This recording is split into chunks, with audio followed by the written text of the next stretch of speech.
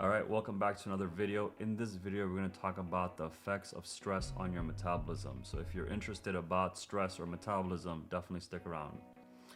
All right, so I was thinking right before this video, like, how do I actually position myself to talk about stress? Because we all know it, we all experience it, we all feel it, but how do I describe it to you so that you can also understand it as well?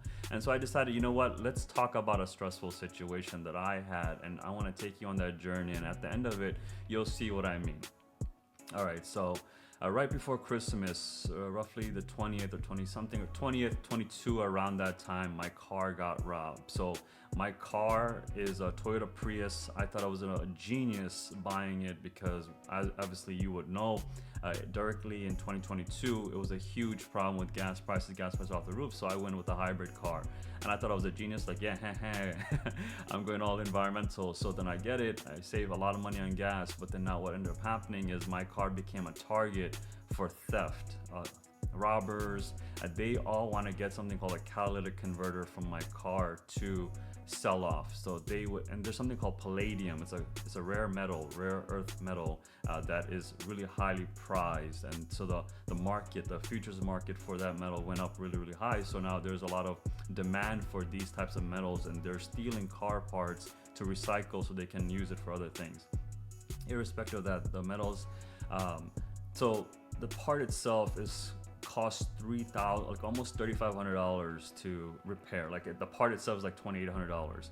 But what's happening is these thieves are robbing them, selling them for like $100, $200 to whoever wants to buy them, and those people buy it, melt the palladium or whatever, and then recreate this whole cycle, which is a pain in the ass for me, to be honest with you. Like, I wouldn't know anything about this unless like I was directly affected. That's usually what happens, right?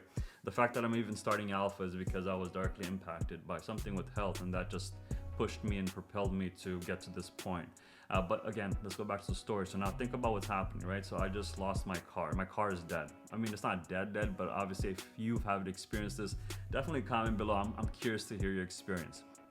Now, I need to get this car fixed. I need to obviously be mobile in Los Angeles. Without a car, it's very difficult to maneuver. I tried the bus system. It isn't as cool as it is in New York City. It's not robust enough for my needs, so I needed to be able to be mobile enough.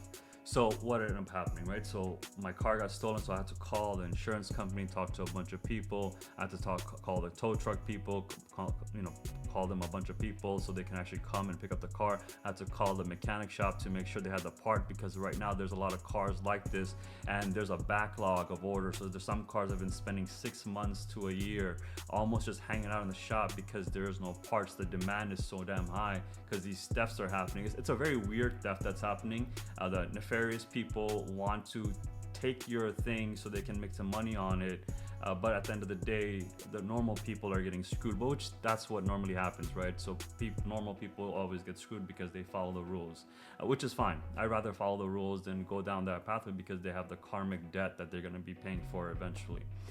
So now my point is, so many people, and then had to do a police report to make sure that I filed the claim.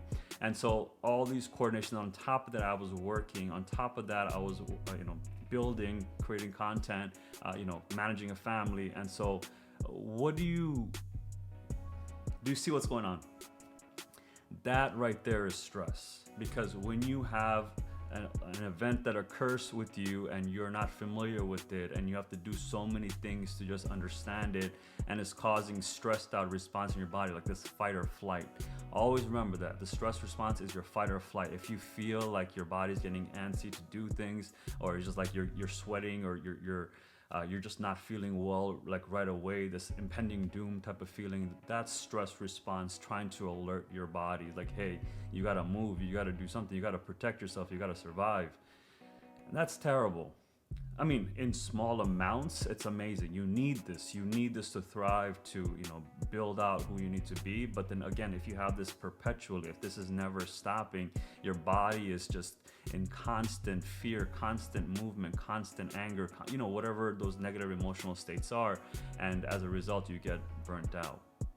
And when you get burnt out, we all know what happens. You just become like a noodle, right? It's really hard for you to come back. So that's the stress response. Hopefully you felt many of the emotional swings of a stress response, and now I want to bring that into your metabolism. So you might be like, but Shaquille, you just said that you're stressed out, you're hyperactive, is not good for metabolism. You would think so, right? But like I said before, even though you might increase your metabolism in the stress response, you're still in a chronically stressed out form. And so it's going to cause other problems in other organ systems. So your metabolism might go up, but you're actually going to have a lot more other issues that it's worse to deal with, to be honest with you. So my point is, the stress response needs to be controlled. You can't get rid of it, but you can control it. You can actually induce stress response inside your body every single day, which then sensitizes you through what stress would look like. So when stress does come your way, it'll just be a normal experience because you've already dealt with that type of response from your body when it comes to stress. Me personally, what I like to do is take cold showers. Cold showers are so damn annoying, but so beneficial to you because, again, they're like spikes coming at your body. And when those spikes are coming, it's painful, it's annoying, it's not pleasurable at all. But what happens is it really shocks me out. So technically, nothing can actually make me scared throughout the day or induce a stress response, because I've induced, like, that stress response is so minute but also so profound that I can deal with any stress. And of course, there will be events that occur in my life that I will not have control over, which is fine. And that's when I will have to adapt to this new reality that has been created for me. But with that being said, guys, hopefully you understand now what stress is, what metabolism is, how they work together, and you found some value in it. If that suits you, then definitely go ahead and check out my other videos I have on the playlist related to metabolism, stress, movement, metabolism, mindset, all that good stuff. With that being said, I'll see you in the next one. Take care. Bye.